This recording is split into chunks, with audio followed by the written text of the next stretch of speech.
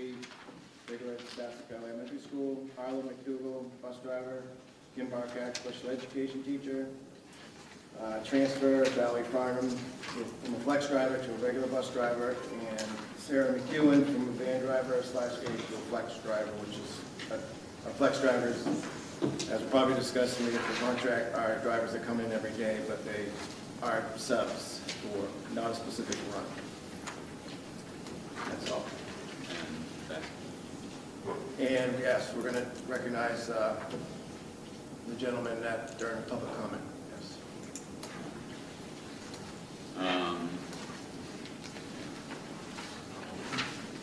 I'm going to extend a welcome to Susan Buck from Aetna. Welcome aboard. And approval of the minutes of February 8th, 2022. So moved. Second. Any changes or adjustments to those minutes? It does say that Celia reported her policy, but she didn't. I think you did. I did. Yeah. So you got that. All right. Anything else? All in favor of approving the minutes as amended? All opposed?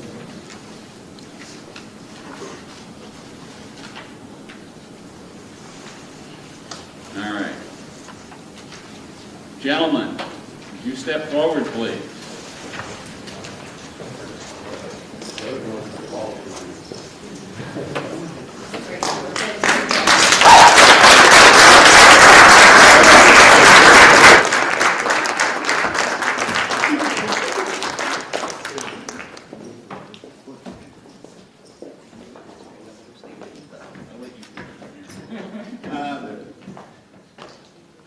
Yes, obviously, timing was right to get you guys in front of the board as soon as possible. I sent you guys a letter congratulating you on quite a season and quite an accomplishment. First championship for Homeless Regional. I know we are very, very proud of you, and you deserve everything that you work very, very hard for. So I wanted to bring you in front of the board, acknowledge you for whatever's happened for you.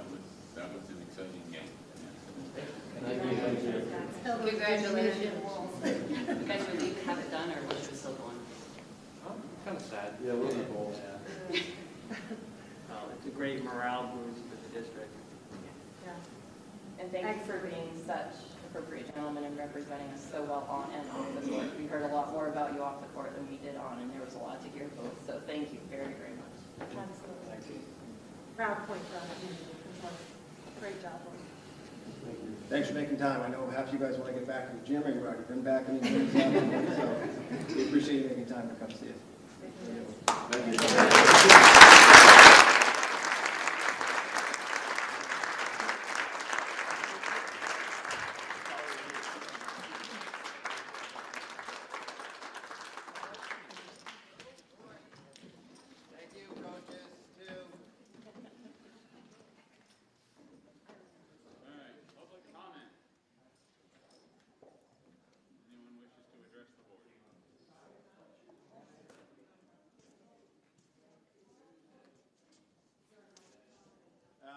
Matt tells me that if you speak up, that microphone back there can pick you up. Actually, one of the things I wanted to recognize was these young boys, because a couple of people that have been on one side of the aisle or the other, they came together in that gymnasium regardless of that conversation that was being held inside this room or outside, and they still cheered. And they're really making everyone not only proud, but it's to the point that it has brought unlike-minded people together, and that's just flipping awesome. So I just want to say that first and foremost. A couple of things that were discussed at the last meeting and throughout the last few weeks regarding the masking mandate that we have instilled within our school, and of course now it's optional, is an area of concern for a lot of people. I'm going to print probably some messages and send them to you, Michael, so you can see them from parents, with their permission, of course, because one of the things that has come to me is, it's great to be optional, but when do we get decisions to be parents back into the hands of parents? And obviously that is a concern, because if something changes, mask at your discretion could go on our kids at any time, and they don't want it to be that way. So I'm here to speak up for those parents that are not coming here tonight themselves, or maybe haven't sent the numerous emails that I know have been sent out. One of the parents spoke to me and said, you know, we've talked to an attorney similar to how the school is. There's no state mandate. What's her comment? And I said, well, you need to elaborate on that, because I need to know facts if I'm going to speak to it. And she said, there's no mask mandate within the state. The school can recommend, they can persuade, they can do anything that they want, but legally they have no justification to keep the child at a school that is enrolled in school in this district, in a public building, should they choose by their parent and their physician to not wear a medical device on their face. So when we're talking about masks later today, I would really like that to be a part of the conversation, if it's at all possible, because it is right. We as parents want our kids to be healthy. We don't want sickly children. We want our kids to be getting the best possible education that they can. We're not going to send, or me personally and the people that I've been speaking to, are not going to send our kids to school to have that put in a negative light. And in the letter we received clearly states that it is impeding on their education. So please think long and hard before making this something that's going to go back to a possible unoptional situation, because we have no legal right to do that, being a public school, being enrolled. We are not a private business. So I don't want to see our district being brought through a legal battle, but a lot of parents are taking that action, and that's something that we need to look at. You know, I know we have lawyers too, but the group of parents that are determined to make these changes happen for our kids, they are strong people in the community. They are business owners. They are a vast majority of people, and that needs to be taken into consideration. So me personally, and speaking for probably 80 of the people that I've received messages for, we strongly urge the board to put the decisions of health-related situations back into the hands of the parents and their physicians. Thank you.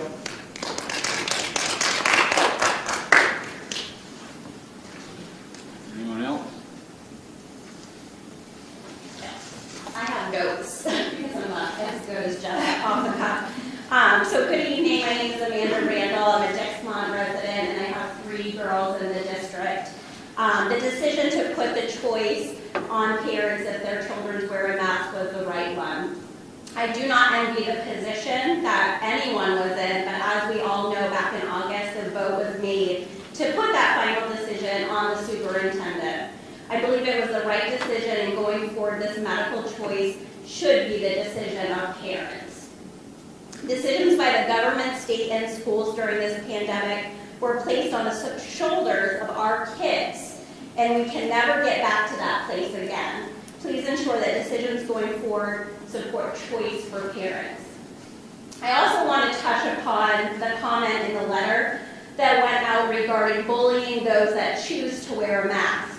We all agree bullying of any kind is wrong and should be handled by administration. Let's also make sure that the students and staff that do not agree with those that choose not to wear a mask, or those that may have participated in protesting, are also not treated differently. The message really should have been, let's respect everyone's choice. I also urge the administration, nurses, and the board, as we move forward, there is an expectation that our schools, especially having multiple elementary schools in the district, that there is equity in the plans and how each school is managed. And I know, Mike, I have expressed this concern to you. We should not be passing the fear of some of this virus on to our children. Normalcy is what we as parents expect, and I'm speaking specifically to the end of Dixmont School. Stop meeting our kids at the door with a bottle of hand sanitizer. Welcome them into the building with a smile, and throughout the day, encourage hand washing instead. Stop quarantining library books. Open the library up. Bring the games and carpets back into the classroom. Open the gym back up. I know there were reasons why it was closed before, and there were plans to open it back up. We need PE class, breakfast and lunch, sports and other community events. Welcome parents back into the school. Do not allow rules to be made up around spacing of desks and where kids should sit any longer. If these are no longer recommendations by our state, then why are we trying to continue this in our school? I have spoken with numerous staff and parents of that school, and they have had enough. I was happy to see in an administration update that was included with the agenda that there's an action plan for our school specifically to open back up to the community and the parents. I really look forward to seeing what those plans are in the very near future. Instead of excuses as to why our school at the Dixmoor School is different and things are handled differently, I hope that the administration and board look for solutions instead of excuses. I appreciate your time tonight.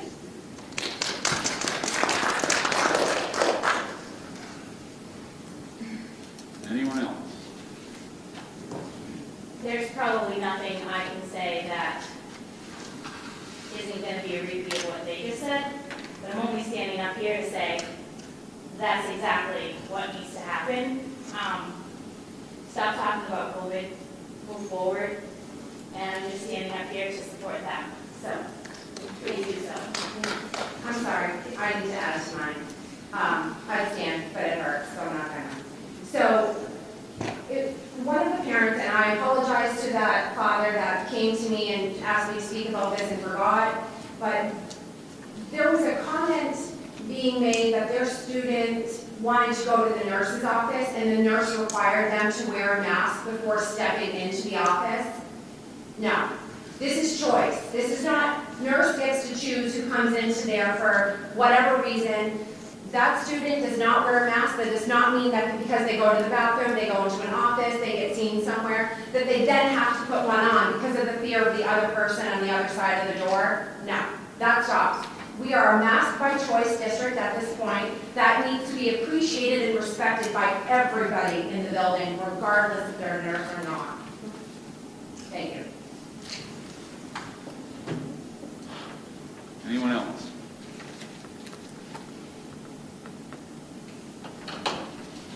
Thank you. Communications. Administrative communications are in your packet. There's some good events that have been going on in the last few weeks, last month. Under board communications, we've received a message from Nikki Fortier, who is one of the representatives for the Maine School Board Association Region 2, which represents Piscataquis and Penobscot counties. She's also the board chair for MSAD 4. She is inviting a representative from the board, in fact, any of the board members who might be interested, to the next regional meeting, which is held on Tuesday, March 15th, beginning at 6 p.m. And the meetings are done virtually and last about 90 minutes. So if anybody's interested, I have her email on this, and you can pick it up and email her for the appropriate links.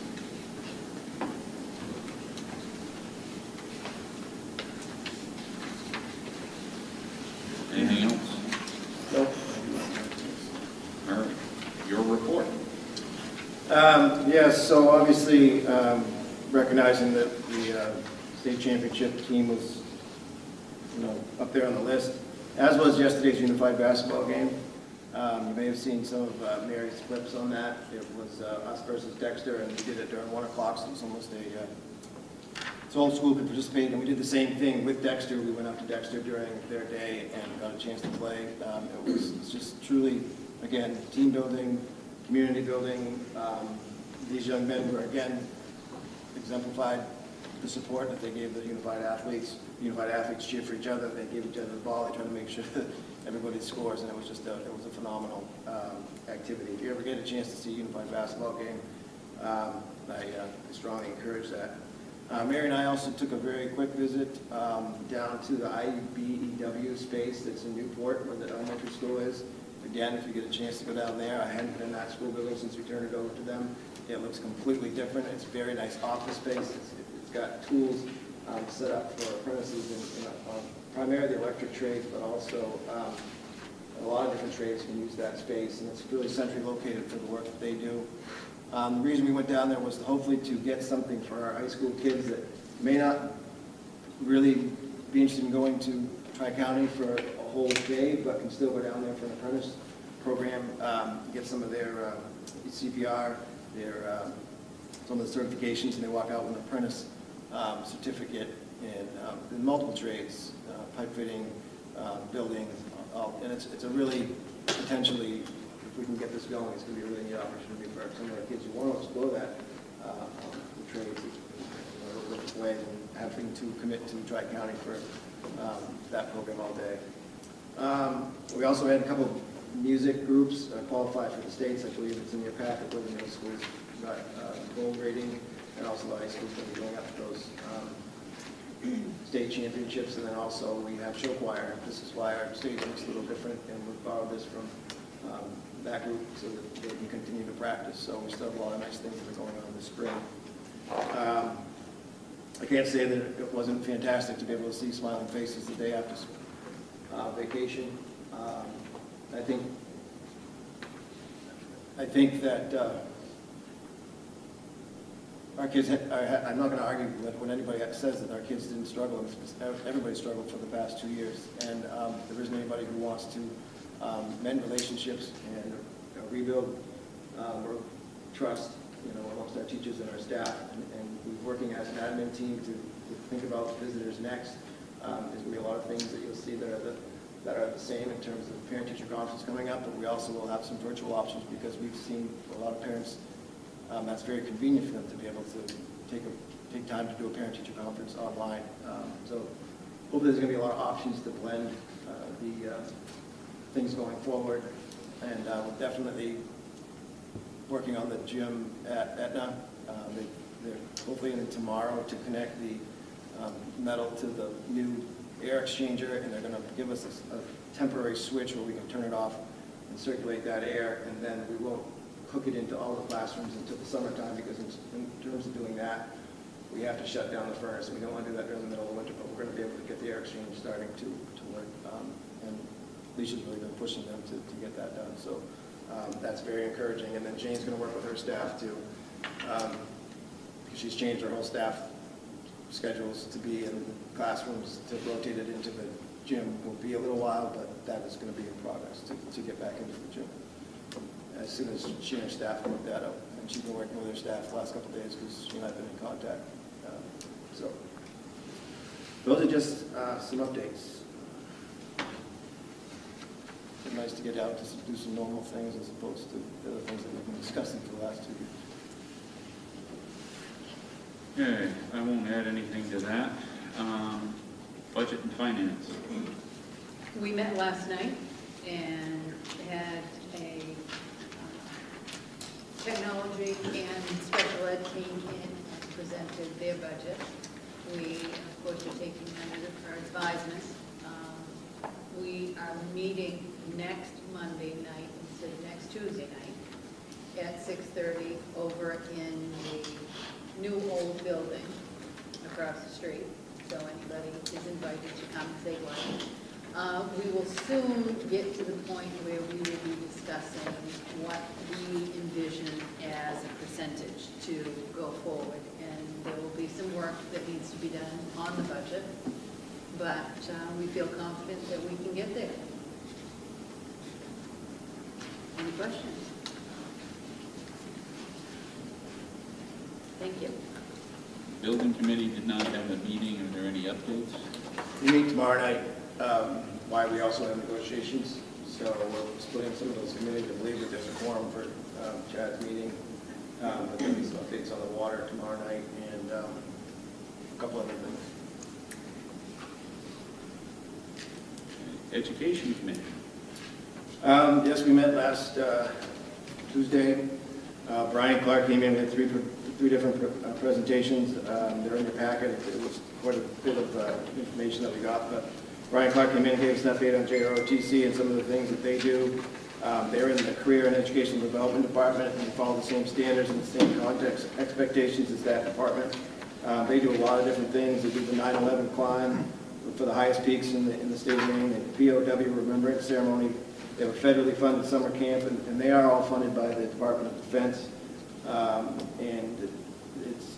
They do drill team competition. They do the Giving Tree, the food cupboard, wreath laying, winter survival, which was one of the biggest hits going, according to Brian, and they really talk about that all year long. When they do the winter survival, they build fires. Who can build the fastest fire? Who can get the best chow? Who can sleep the longest? So it's a really another one of our programs that really gets kids involved and hands-on and out and experiencing new things. They also have robotics now, also some target shooting with air rifles. They support our unified basketball in terms of the coaches, and they just do a lot of team building, leadership, discipline, and they change out now. I think when I first got here, they only changed the guard leadership once a year, but now they're trying to get kids through. They built their program with enough strong leaders that they switch out their leaders twice a year, which is, Brian's seen that really make a difference. You know, he would love to have a space where he could have his classrooms and a rifle range. I think there's some ways that we can make that happen, but that's going to be passed over to the building committee for down the road. So he has about 100 to 120, they have 100 to 120 students participate, and the annual goal is about 10% of the population. Libby Tyndale did the Gifted and Talented update. I'm talking about a Society of Science grant that she received. She again has about 5% of the population is generally qualifies for Gifted and Talented, with about 2% being extremely gifted. She presently works with about 50 students at the middle and elementary school, and then we have a person who is a stipend person at the high school who takes and picks up when the students enter the high school. And that person more works to coordinate efforts in advanced placement, honors classes, college classes, and enriches and extends some of the learning for our students at the high school. We do want to start to move that program into the science, the arts and sciences with music, to try to get some visual and performing arts students identified and provide some enrichment for them. She participates in the math counts competition, science fair, National History Day, and other state competitions. And she during the COVID, she taught some math classes for all fourth graders across the district virtually, and tried to enrich and support those students during COVID. Melissa Copa did Jobs for Maine graduates. She's in her 15th year with us. She also has about 45 to 55 students. They have about 6 barriers to education that they identify their students with: economically disadvantaged, in foster care, disability, students facing inequities, poor performance in academic, and somebody else can also recommend them. JMG, again, students commit in many community service projects. They team a lot with the JROTC and the wreath making and some of the activities that they do. They also pick a project throughout the year with all the students work on. But again, JMG works on those soft skills, creating resumes, practicing interviews, creating a business plan. So Melissa, it's another really strong program that we have that picks up some of those students that need support. And they also actually watch those students. We're picking them up in middle school now. We've had that program for 2 or 3 years. So they can start in 6th grade and they go all the way to 12th grade, and then there's an option, there's another year where Melissa and her team, she's watching about 10 kids right now who are entering either into the college or the workforce or something. They continue to watch those kids in JMG. So they're one of those support organizations that really, again, makes our program that much richer. They also help the Key Club. and other community partners.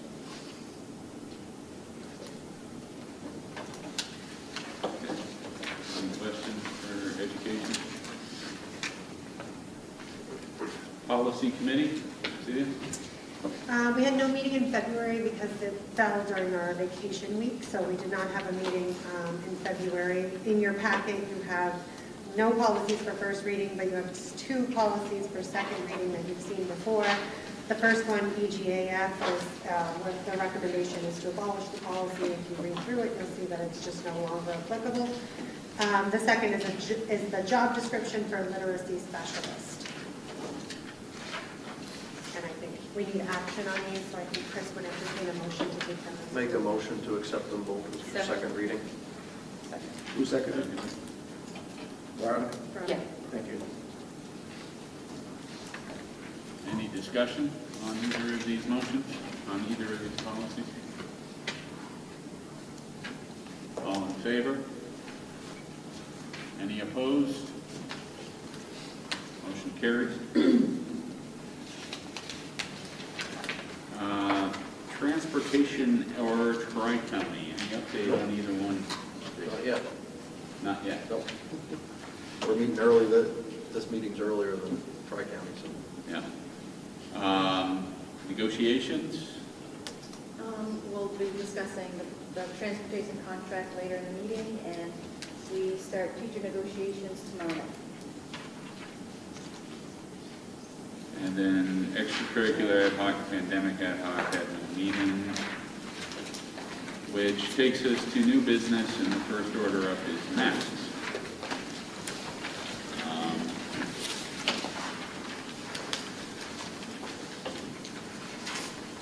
And I'll open it up to the board for discussion. Go ahead. We've had 2 years of the COVID experience at this point, almost to the date. People have had quite enough of it.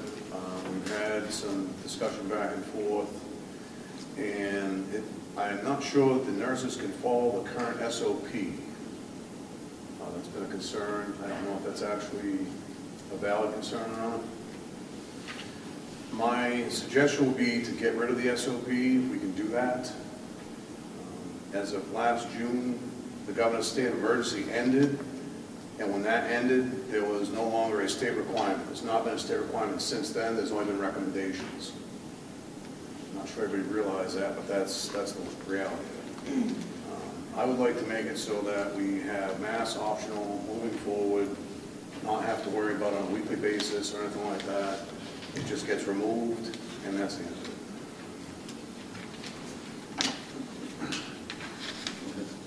I have some of the same concerns regarding our SOP and how it's being implemented and our feasibility for doing so and what we're moving forward. I think that it's really important, and we just heard from our community that whatever we're doing it consistently across the district in all of our schools. That's important to me.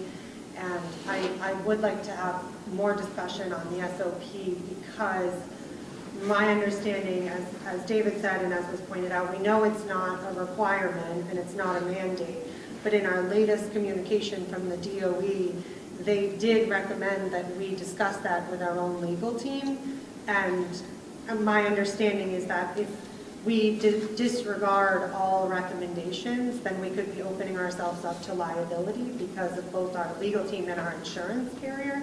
So I think those are just unknowns that we really need answers to, because if we disregard the SOP entirely, then what position are we in if there is something, if God forbid there's a tragedy in our district or something happens, that we are then faced with saying, well, we didn't follow recommendations.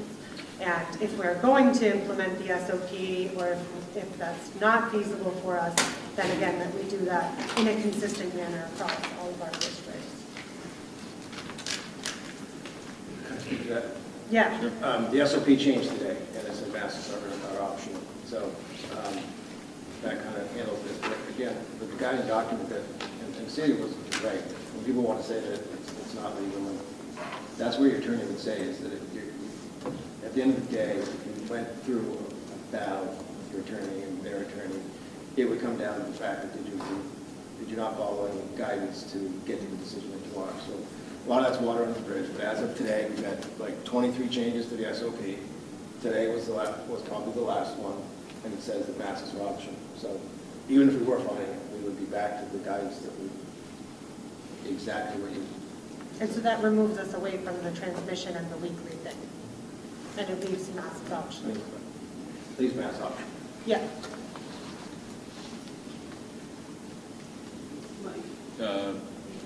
Yeah, Jen.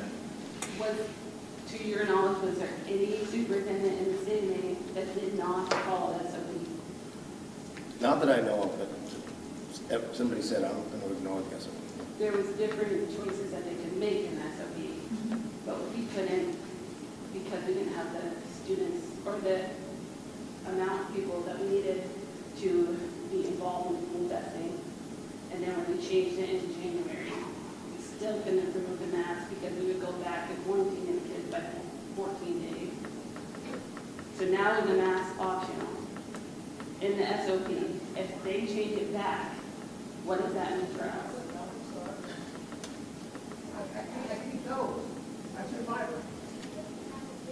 If they go back to masks required in the SOP, I guess I would recommend you bring it back to this board and discuss it. We would still have to discuss it in there, even do recommendations, what we follow. Yeah. So we technically changed our SOP to align with. Well, see, the beauty of them, sorry, go ahead. That was it. Well, the people, believe it or not, we really have followed our plan that we established, and I think people sometimes, we know we had that meeting where everybody was there, and they thought, maybe some of them walked out of the room thinking that one thing had happened, and then another thing, we had a meeting after that, and you guys gave me the responsibility to, which is kind of embedded in this plan, and I kind of reaffirmed it twice to make sure. We really followed our plan, the SOP, so if we followed it, as of today, it would have been, we would have been still following our plan. I'm not sure that answers your question, but what I would say is that we needed to follow some kind of guidance from people other than instead of making it up on our own. Whose guidance would we have followed? We could have followed our own, but I think that's what Jenny's getting at. There wasn't a superintendent in the state that I know of who just said, I'm going to run this all by myself and see what happens.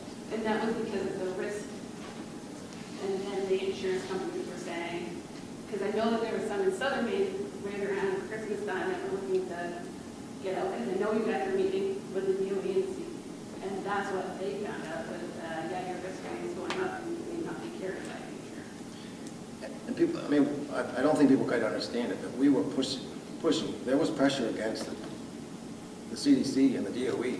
This was very difficult for school systems. I think that's what you've seen come up. Whether it happened at the pace that people actually wanted it to happen, we could discuss that all day long. But that was the pressure that got us to where we are now. Rob? What I was going to say was, this SOP that we have is much more than just masks. And I would think that before we take a vote or do whatever here at the board level, I would think you'd be putting it back in the pandemic committee's hands so that some of the questions that we have will have answers, and then a recommendation from the pandemic committee to come to the board as to what we'd like to see the SOP be. I would second that too. I think that masks is obviously a very important topic for a lot of board members and a lot of our community members, but I think that it's just one piece of a much larger plan that doesn't necessarily get considered in its entirety, and I think this is a healthy discussion because we're talking about the consequences of if we disregard it. So I would second what Robin is saying, that we need to look at it in its full, especially because it's changed again. And to Jenny's point, we are all victims of whatever change comes down the pipe. We're right back at square one. Whenever they change it, we have to reassess everything. And so I would say that is important that we do it in its entirety at the pandemic committee level. And then at that time, I would also again like to see, our schools I think have done a fantastic job, and our staff at implementing this as it's changed, and our students, that everybody has suffered through it together, and we've done our best. But I think that we're hearing that things are being, because they're changing so rapidly, maybe they're not being implemented consistently. So when we review the SOP in its entirety, I would also attach sort of like a communication that's going to go to our schools, to our parents, to our administrators, so that it is being implemented consistently and in its entirety. Because I think that it's just people to see, you know, a few important pieces of it, and that gets communicated, but it is a bigger plan than just masking. Yeah, just to be clear, when we talk about the SOP changing, that's the SOP that the DOE has put out. Our procedure, our SOP that we established in our district has stayed the same throughout. We have not made any substantial changes to that throughout this entire time. But it's aligned. It was aligned with their original recommendations. So I guess my question is, Mike, we had to establish that SOP because the state required it. And now that the state's recommendations have pretty much all gone down to nothing, do school districts still have to have that SOP in place? I don't know, I mean, I think we do, but they've said you got to follow. See, it kind of bounces off our our communicable disease policy, JLCC, where, you know, we are going to follow some guidance by, and again, I think what's going to happen is you're going to see that however we go forward with this, whether we say it's COVID, or whether we say it's the flu and we get to a certain point, right, where we have 15%, we go back to the old guidelines. Those guidelines go back to the CDC and their guidance, right? Even for chicken pox. They say if you have X number of kids, or if you're not vaccinated, your kid goes home for 15 days, and if you choose to get them vaccinated, they're back in as possible. So, I mean, sometimes we got away from that, but there are some basic guidelines that you guys follow, expectations and procedures and policies from the DOE, based on that being your guidance as board members, and you just kind of get away from that sometimes. So I would assume you'd want to still follow that, but it's changed. So again, I could say this right now, it's changed today. Somebody asked me, when was the last time it changed? 2/16, but now 3/8, right? So I think we're safe with what we're doing. Yeah, Mark, go ahead. Now, I didn't get a chance to look at the new SOP.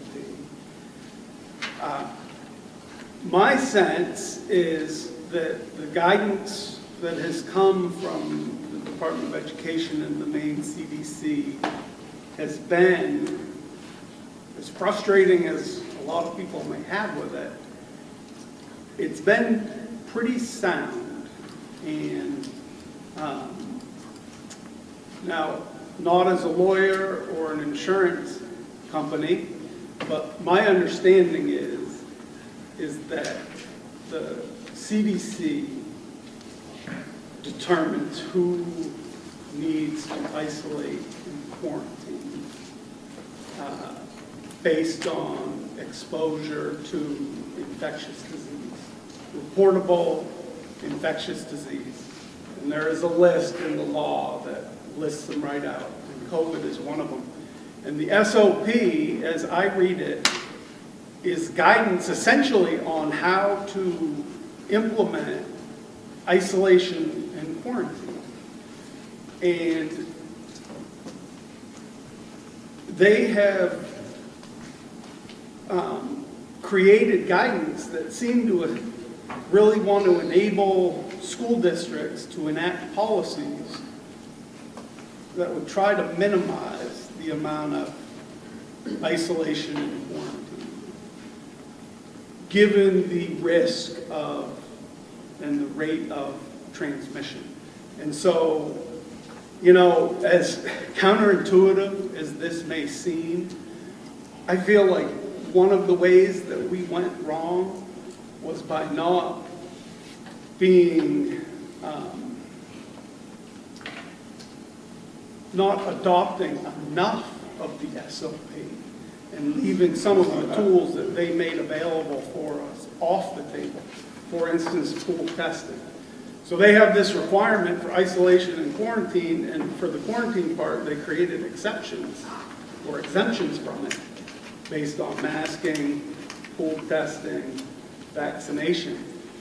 And so one of the weaknesses in our response, as far as I was concerned, was not fully implementing all of the options that they gave us.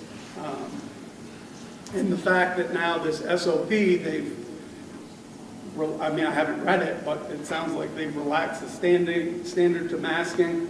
In the winter, they relaxed the requirements for quarantine and isolation, reducing the number of days. I mean, it seems like they have been pretty responsive. So certainly without reading it, I would definitely suggest that we at least have a much better understanding.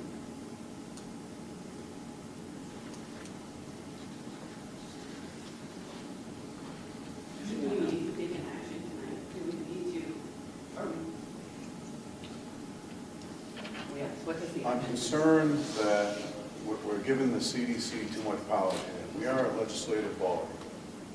This group of people is here to make a decision as to what happens in this school district.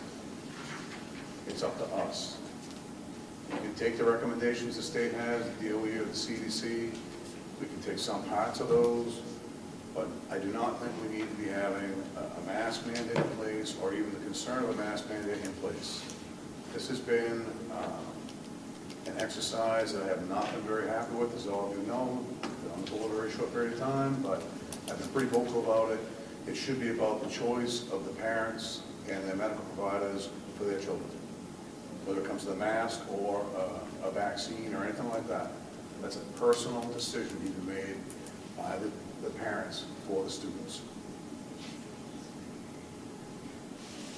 Right, so with our SOP, I think what we're asking is with the masks, could we just change it to recommended, not required, straight across the board for orange and red? And it's done. I make a motion to change the SOP mask recommendation to mask optional regardless of color status. Second. Any further discussion? I thought we were going to send it to the pandemic committee. We need to just be done. We need to be. Nobody made the motion. We have a motion on the floor. Any further discussion on the motion? Mask option. I would say, I didn't speak specifically. I did not say I make a motion. I think Rita needs a motion. Yeah. And Jason, second. Actually, you Jason, mask second. no matter. So mask optional regardless of color status. Okay. Go ahead.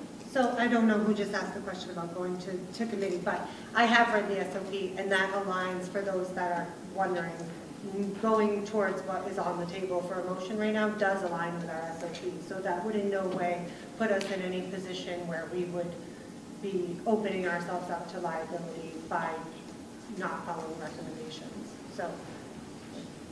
Thanks for that clarification, but moving forward, I mean, I've been on the board 11 years, and I've always spoke about personal responsibility and choice. You make a choice, you're responsible for it.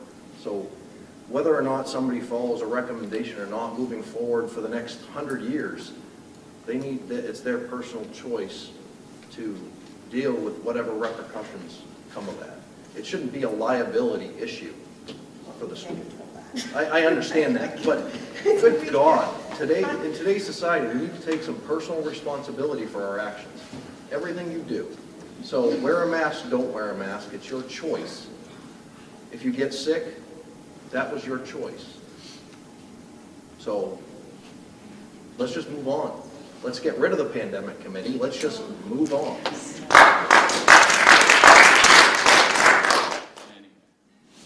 Any other discussion on the motion on the floor?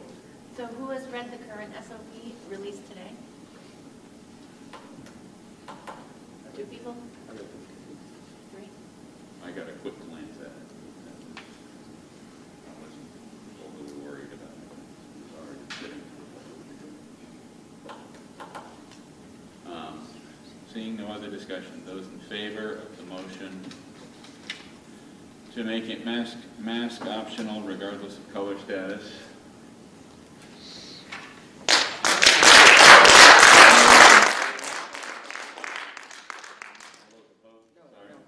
All those opposed? All right, motion carries.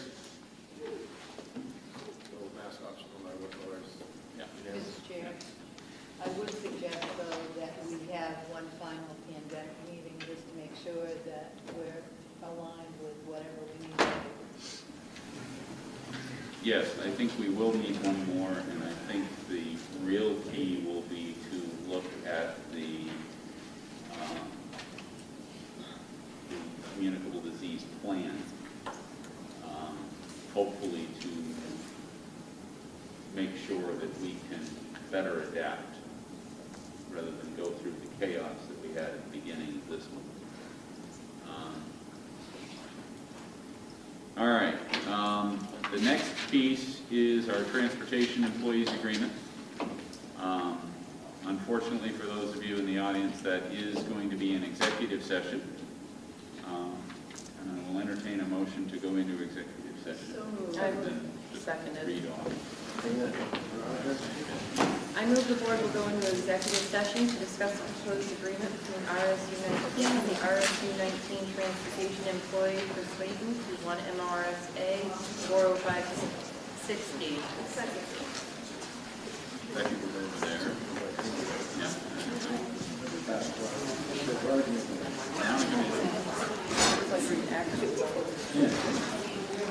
All right.